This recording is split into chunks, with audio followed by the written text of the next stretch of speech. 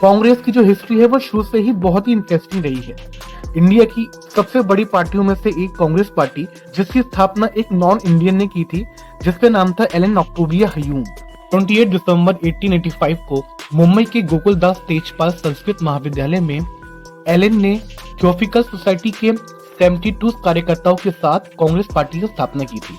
Elon ने कोलकाता के ब्रोमेल चंद बनर्जी को इस पार्टी का अध्यक्ष नियुक्त किया था। कुछ समय बाद एलन के साथ दादाभाई नौरोजी और दिलशा वाचा शामिल हुए थे।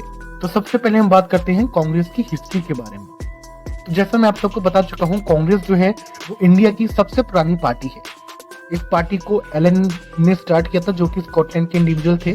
28 दिसंबर 1885 को कांग्रेस का पहला सेशन हुआ था मुंबई में, जहां पे ब्रोमेल चंद बनर्जी को अध्यक्षता दी गई थी। उस समय कांग्रेस पार्टी में सामाजिक कार्यकर्ता, पत्रकार, वकील सभी दल शामिल हुआ करते थे।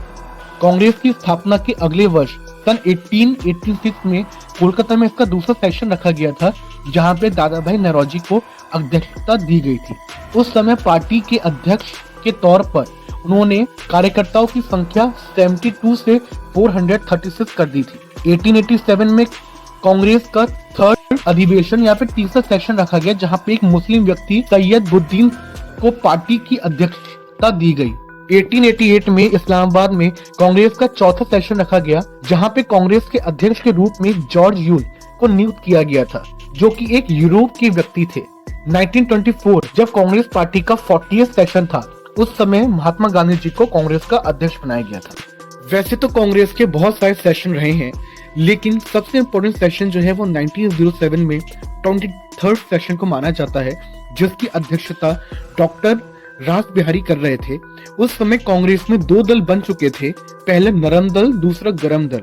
आई नो ये थोड़ा और साउंड कर रहा है, बट क्या कर सकते हैं। इन दोनों दलों में गरम दल का नेतृत्व जो है वो लाला लाजपत राय, जिनके साथ बाल गंगाधर तिलक, विपिन चंद्रपाल थे, और दूसरी तरफ नरम दल का नेतृत्व जो है गोपाल कृष्ण गोखले, फिरोज मेहता और दादाभाई नौरोजी कर रहे थे।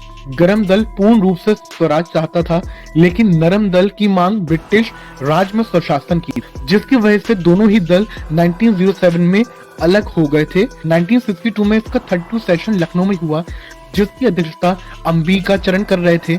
उस समय कांग्रेस के ये दोनों दल फिर से एक साथ आ गए।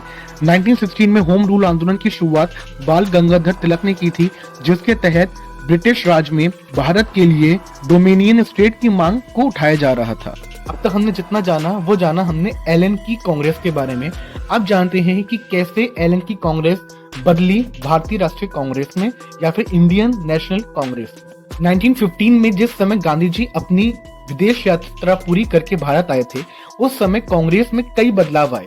1919 में जिस बड़े स्तर पर जलियांवाला बाग की घटना घटित हुई, इसके बाद गांधी जी को कांग्रेस पार्टी का महासचिव बनाया गया था। इस कांग्रेस पार्टी में सरदार वल्लभ भाई पटेल, जवाहरलाल नेहरू, डॉक्टर राजेंद्र प्रसाद, सुभाष चंद्र बोस आदि शामिल हुए। महात्मा गांधी जी के नेतृत्व में कांग्रेस कमेटी की शुरुआत हुई थी।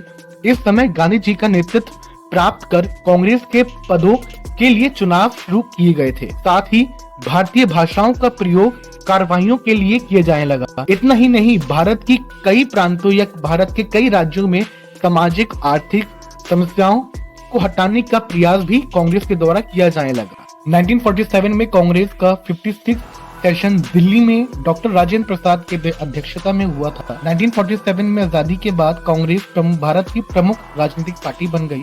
कांग्रेस के कई प्रमुख नेताओं ने भारत में प्रधानमंत्री पद को संभाला है। इनकी ओर से अब तक भारत में 7 प्रधानमंत्री रह चुके हैं। डॉक्टर जवाहरलाल नेहरू 17 वर्ष के लिए, गुलजारी लाल नंदा 26 दिन के लिए, लाल बहादुर शास्त्री जी 2 वर्ष के लिए, इंदिरा गांधी 16 वर्ष के लिए, राजीव गांधी 5 वर्ष के लिए, पीवी नरसिम्हा 5 वर्ष के लिए और डॉक्टर मनमोहन सिंह 10 वर्ष के लिए। तो आई होप आपको ये वीडियो अच्छी लगी होगी। अगर वीडियो अच्छी लगी हो तो चैनल को सब्सक्राइब करिएगा, वीडियो को शेयर करिएगा और कमेंट में लिख के बताइएगा कि आपको वीडियो और आगे कौन कौन से टॉपिक पे चाहिए। चलिए मिलते हैं अगली वीडियो।